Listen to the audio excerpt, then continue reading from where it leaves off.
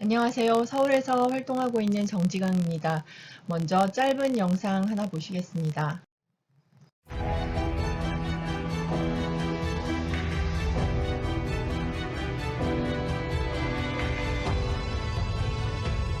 이런 장내 면역체계가 무너지게 되면 굉장히 다양한 질병들이 유발이 될 수 있습니다. 비만이나 당뇨 같은 대사성 만성 질환들, 더 나아가서는 이제 대장암 같은 악성 종양 같은 것도 많이 발생할 수 있다라고 되어 있기 때문에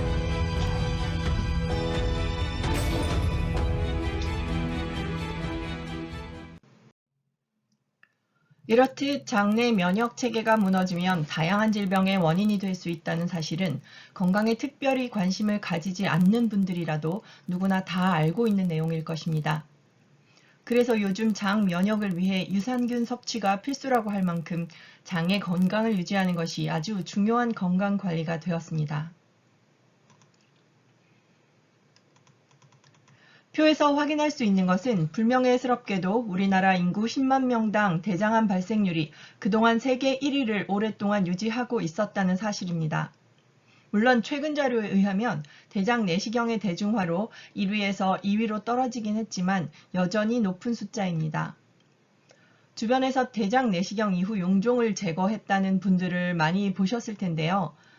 이렇게 대장암 환자가 많은 이유는 그만큼 우리나라 분들이 식이섬유나 유산균, 글리코 영양소가 부족한 식생활을 하고 있기 때문입니다. 오늘은 건강한 장과 관련하여 장내 미생물에 대해 한번 이야기를 나누어 보고자 합니다. 마이크로바이옴이란 말 혹시 들어보신 적이 있으신가요? 건강에 관심이 있는 분이라면 TV나 유튜브에서 한 번 정도는 이 마이크로바이옴이란 용어를 들어보셨을 텐데요. 오늘 내용에서 여러 가지 생소한 용어들이 나올 텐데 잘 이해하실 수 있도록 설명해 보겠습니다.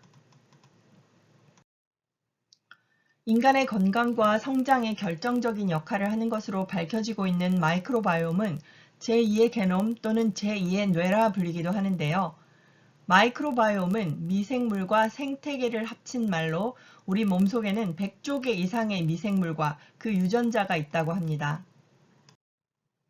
이 중 장내 미생물이 인간의 정신과 건강을 좌우한다는 주장이 나오면서 전문가들은 마이크로바이옴 시대가 왔다고 말하고 있습니다. 류마티즘 같은 자가 면역 질환, 비만이나 당뇨와 같은 대사 질환, 우울증, 치매 등등 질병의 90%가 장내 미생물에 의해서 영향을 받는다고도 합니다. 2018년도 JP모건 헬스케어 컨퍼런스에서 마이크로소프트 창립자 빌 게이츠가 세계를 바꾸게 될 세 가지는 마이크로바이옴, 치매 치료제와 면역 항암제라고 말하면서 이 세 가지가 더욱 부각되었습니다. 구글 벤처스의 설립자 빌 마리스도 마이크로바이옴이 헬스케어의 가장 큰 게임 체인저가 될 것이라고 전망했습니다. 장내 미생물은 우리 몸속 미생물의 대부분을 차지하는데 유익균이 25%, 유해균이 15% 정도를 차지하고 있고 나머지 60% 정도는 중간균이라고 하는데 장 속에 유익균이 많아지면 이 중간균이 유익균으로 작용하고 유해균이 많아지면 중간균이 유해균으로 작용한다고 합니다. 그래서 기회균이라고도 불리는데요. 이 유익균과 유해균은 그들이 만들어내는 배설물에 따라 나누게 됩니다. 유해균의 배설물은 그대로 우리 장 속에서 독소가 되고 유익균의 배설물은 젖산이나 단쇄지방산이 됩니다. 장내에 유해균이 많아지고 장 속의 미생물 생태계가 불균형해지면 다양한 질병을 유발하게 되는데요. 식이섬유와 같은 장 속 미생물들의 먹이가 부족하게 되면 장 점막을 갉아먹어 장벽을 손상시키고 장내 점액을 분해하는 미생물들의 종류가 늘어나게 되는데 이렇게 장 점막이 붕괴되고 촘촘했던 장벽 세포의 결합이 느슨해지는 현상을 새는장 증후군 또는 장누수 증후군이라 부릅니다. 장누수 증후군이 생기면 완전히 소화되지 못한 음식물 찌꺼기나 유해균이 만들어낸 각종 독소, 미생물들의 사체들이 장 점막 세포가 벌어진 틈으로 스며들어 혈관을 타고 온몸을 돌아다니며 우리 몸에 염증을 일으키게 되어 다양한 질병의 원인이 되는 것이죠. 반면에 유익균 중에서 우리가 가장 많이 알고 있는 유산균은 대사물질로 젖산을 생성해서 장내 환경을 산성으로 만들어 유해균을 죽이는 역할을 합니다. 그런데 우리가 건강기능식품으로 최근 아주 많이 섭취하는 이 유산균은 위산이나 담즙 같은 소화효소에 의해 분해가 되어 대장까지 살아가는 숫자가 아주 적고 대부분 소장에서 작용을 하는 것에 반해 일부 유익균 중에서는 아포라는 자연적인 보호 캡슐을 만들어서 스스로를 보호하기 때문에 상대적으로 생명력이 강해 대장까지 내려가 중요한 역할을 하는 뷰티릭 애시드 박테리아, 즉 뷰티리산균 혹은 낙산균이라는 이름의 유익균이 있는데 이것이 바로 단sve지방산을 만들어내는 유익균입니다. 어쨌거나 유익균이 많아지면 젖산이나 단sve지방산이 많이 생성되고 우리 장속이 산성화되어 유해균이 살균되니 장내 환경이 좋아지고 장벽도 보호되고 우리의 혈액도 독소에 의해 공격받지 않게 되는 것이죠. 이 유익균들의 먹이가 되는 것이 바로 식이섬유입니다. 그렇다면 유해균의 먹이는 무엇일까요? 바로 소화되지 않은 단백질과 지방입니다. 그래서 제대로 소화가 잘 안 된 동물성 단백질이 대장까지 내려가게 되면 이렇게 유해균들에 의해 부패가 되어 장내 환경이 나빠지게 됩니다. 프리바이오틱스라고도 불리는 식이섬유를 유익균들이 발효시켜 젖산이나 단sve지방산을 만들어내는데 단sve지방산을 포스트바이오틱스라고 부르고 있습니다. 지금부터 단sve지방산 또는 짧은 사슬 지방산이라고도 불리는 이 물질에 대해 자세히 알아보겠습니다. 단sve지방산은 우선 대장 점막의 영양소, 즉 대장세포의 에너지원이 됩니다. 그렇게 에너지를 공급받아 대장 상피세포가 왕성하게 증식이 되면 장벽 기능이 강화되고 장벽을 보호하는 끈끈한 점액도 잘 만들어낼 수가 있는데 이 점액의 재료가 되는 것이 바로 글리코 영양소입니다. 단sve지방산이 부족하면 에너지를 공급받지 못해 대장의 상피세포가 잘 만들어지지 않게 되고 결국 궤양성 대장염, 대장암의 원인이 되는 것입니다. 대장뿐 아니라 소장, 위장의 점막까지도 글리코 영양소와 이 단sve지방산이 튼튼하게 만들어줍니다. 조금 전 장누수 증후군에 관해 말씀드렸었죠. 단sve지방산이 장누수가 일어나지 않도록 장벽의 기능을 높이고 복구해주는 역할을 하는 것이죠. 두 번째, 단sve지방산은 장내 림프구를 안정시켜 자가 면역 질환을 예방합니다. 단sve지방산이 장 주변의 면역세포들과 활발하게 교신하면서 면역세포들이 지나치게 흥분하는 것을 막아주는데 기전을 설명드리면 단sve지방산은 장벽의 에너지원인 동시에 다른 세포에게는 신호물질로 작용하는데 장세포 주변에 단sve지방산이 충분하면 그 신호를 받은 면역세포들은 흥분하지 않고 자기 할 일을 정상적인 속도로 진행합니다. 우리 사람들도 공급이 부족하다고 여기면 불안해서 흥분하듯이 단sve지방산도 장벽이 안전하다고 느낄 에너지원이 충분하다는 사인을 면역세포에게 주는 것입니다.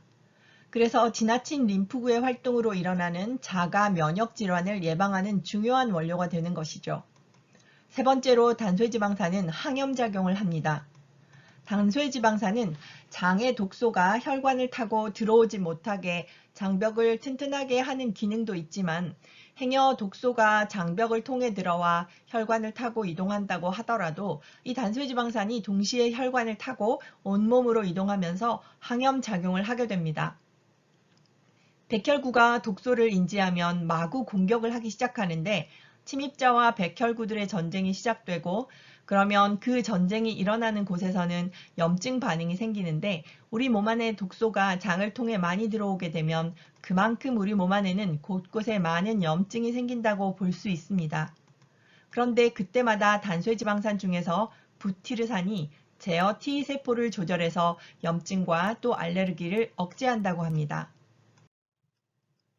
행복 호르몬이라고도 불리는 세로토닌과 도파민의 50에서 80%가 장에서 생산된다고 하죠. 단sve지방산이 부족해지면 독소나 세균이 장벽을 통과하여 우리 혈관을 타고 염증과 면역 반응을 일으키게 되고 우리 몸의 백혈구가 전부 그쪽으로 가서 활동을 하게 되면서 결국에는 면역력이 저하되게 되는 것입니다. 그래서 장이 튼튼해야 면역이 건강해진다고 하는 것이죠. 2019년 독일의 막스델브룩 연구센터의 연구 결과에 따르면 식이섬유가 장내 미생물에 의해 분해되어서 신호물질이 되는데 이것이 단sve지방산이고 이것이 대장 점막을 통과해서 내부 면역을 진정시킴과 동시에 혈관을 통해 심장, 두뇌, 췌장 등 다른 장기로 이동하여 염증을 가라앉힌다는 사실을 밝혀냈다고 합니다. 만성염증에 관하여 암, 당뇨, 심혈관계 질환, 기관지 질환 등을 예방하는 데 아주 중요한 원료 물질이 바로 단스웨지방산입니다. 그리고 네 번째로 단스웨지방산은 비만 억제의 역할도 합니다. 단스웨지방산은 신호물질이라고 말씀드렸는데요. 우리 몸의 지방세포에는 단스웨지방산을 감지하는 센서가 있습니다. 이 센서가 단스웨지방산을 감지하면 우리 몸에 충분한 지방이 있다고 인지하여 지방세포가 더 이상 지방을 받아들이지 않게 되는 것입니다. 그리고 교감신경에도 센서가 있어서 여기서 단스웨지방산을 감지하면 심박수를 증가시키고 체온을 올려서 영양분을 태워 소비한다고 하는데 마치 운동을 하는 효과와 마찬가지인 것이죠. 단스웨지방산은 이렇게 지방 축적을 억제시키고 소비하는 기능으로 비만을 방지해줍니다. 그 외에도 단스웨지방산은 혈당치를 제어하고 골다공증을 예방하는 등 아주 중요한 우리 몸에서는 없어서 안 될 물질입니다. 이렇게 우리 몸에서 중요하고 많은 기능을 하는 단스웨지방산은 우리가 먹는 식이섬유를 낙산균과 같은 유익균이 발효시켜 배설되는 대사물질이라고 말씀드렸죠. 그렇다면 우리는 유익균의 먹이가 되는 식이섬유를 반드시 먹어줘야 합니다. 이 식이섬유를 다른 이름으로 프리바이오틱스라고 하는데 요즘은 프로바이오틱스 하나만 먹는 것보다 이 두 가지가 한꺼번에 들어있는 신바이오틱스가 대세입니다. 우리 제품에는 GI 프로밸런스가 있는데 이 제품이 바로 신바이오틱스 제품입니다. GI 프로밸런스에는 프로바이오틱스와 프리바이오틱스는 물론 아까 장 점막 상피세포가 끈끈한 점액을 만들어내는 데 필요한 재료이자 동시에 수용성 식이섬유인 글리코 영양소까지 들어있습니다. 그리고 바이탈 프로밸런스라는 제품에는 단스웨지방산 3가지 중에서 가장 중요한 부티르산, 다시 말해 낙산을 우리 몸에서 많이 만들어내도록 해줍니다. 부티르산은 수산이라고도 하는 아세트산, 프로피온산과 함께 단스웨지방산의 한 종류인데요. 3가지 종류 중에서 가장 많은 기능을 하는 것으로 알려져 있습니다. 글리코 영양소가 주 원료이고 오렌지 자몽에 있는 플라보노이드는 위나 소장에서 소화 흡수되지 않고 대부분이 대장으로 내려가서 낙산균과 같은 유익균과 만나 단스웨지방산인 부티르산을 만들어내는 것입니다. 그리고 부원료인 마시멜로 뿌리 추출물도 뮤신, 점액 다당류, 펙틴, 플라보노이드가 풍부해서 유익균의 먹이가 되는 것이고요. 그 외에도 장 점막을 보호하는 데 효과적인 부원료들이 많이 포함되어 있습니다. 가끔 어떤 분들은 식이섬유를 많이 먹고 있다고 하시면서 매 끼니마다 현미밥에 나물 반찬을 드시지만 그래도 변비가 있다고 하시는데요. 난소화성 탄수화물이라는 이름의 식이섬유는 불용성 식이섬유와 수용성 식이섬유 두 종류가 있습니다. 식이섬유는 너무 많이 먹으면 오히려 영양소 흡수를 방해할 뿐만 아니라 장을 막아 장에 지나친 가스를 발생시키고 나쁜 영향을 줄 수 있기 때문에 무분별하게 많이 먹는 것보다는 적절한 식단을 통해 균형 잡힌 섭취가 필요합니다. 특히 물에 녹지 않는 불용성 식이섬유 섭취를 늘리면 오히려 변비가 심해지는 경우도 있습니다. 물에 녹지 않는 불용성 식이섬유는 배변량을 늘리고 장 통과 시간을 단축시키는 기능이 있지만 충분한 수분 없이 먹게 되면 변이 딱딱해져 변비 치질의 원인이 될 수 있습니다. 반면 수용성 식이섬유는 변이 물을 더 많이 흡수해 장 운동이 활발해지고 변이 부드러워져 변비 해소에 도움이 됩니다. 그리고 다른 제품인 혈당 프로밸런스는 우리가 먹는 탄수화물의 30에서 40% 정도를 프락토 올리고당으로 바꿔주는데 이건 역시 소화효소에 의해 분해되지 않고 대장까지 내려가 유익균의 먹이가 되는 식이섬유의 역할을 하게 됩니다. 혈당을 드신 후에 변의 양이 많아졌다는 피드백을 많이 들어보실 텐데 바로 그런 이유 때문입니다. 오늘은 우리 장 속의 미생물, 마이크로바이옴과 단쇄지방산, 그리고 식이섬유에 관해 짧게 이야기를 드리면서 여러 가지 제품에 대해 한 번에 말씀을 드렸습니다. 그 중에서 바이탈 프로밸런스는 이렇게 중요한 단쇄지방산을 직접 만들어줄 수 있는 중요한 원료를 다량 함유하고 있는 영양제이니 장이 안 좋은 분들에게 꼭 권해주시기 바랍니다. 경청해주셔서 감사합니다.